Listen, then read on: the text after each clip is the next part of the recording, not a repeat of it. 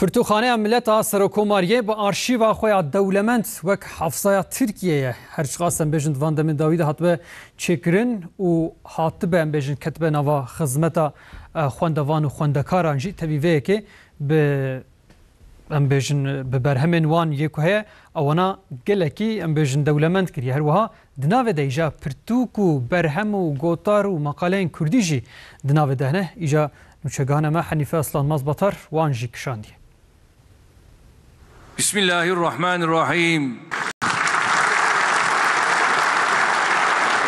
جروشا کو وبوک حتانا جپچوکان حتا مزنان نزه 5 میلیون انسانان پرتوخانه ملت سروکومارکی زیارت کرنه. Ev der Pirtûkxane herî mezin a Tirkiyeyê ku bi milyonan berhem hene.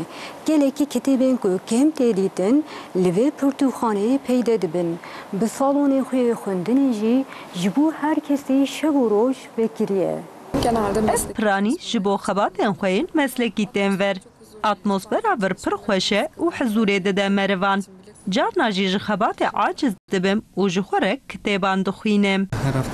از هر هفته تم تیم ور و جیکی پرخوشه هندره جی مفرحه و گلکی خدمتین خوش ددن ما لوی دره به 334 زمانان جه 100 ولاتان 4 میلیون کتابین چاپگیری و به میلیون چاپکارکین الکترونیک جه تاریخ بگیرین حتی سینمای جه ادبیات بگیرین حتی زانیست به میلیون برهمین جدایانه دناو دا گلک کتابین کردی جانه خوینر لور جه برهمین کلاسیک حیایین مدرن که این کردی دکارن پیدا بکن Li Pirtûkxaneya milletê a Kulliya Serokkomariyê gelekî berhem û kitêbên Kurdî hene.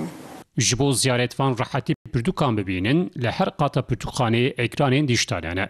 Civan dema ku bixwazin pirtûkekê bigerin, dikarin ser vê ekranê navê pirtûkê binivîsînin û di rûpela binî da ji wê bibînin ku ka ev pirtûk di kîjan beşê da ye. Li kêleka ekranê jî karê kod heye. Dikarin vê kodê bidin xwendin û agahiyên li ser pirtûkê hîn bibin. Zêdetirê 60,000 berhem û destnivîsên nalî de zêdetirê 20,000 jî koleksyoner e.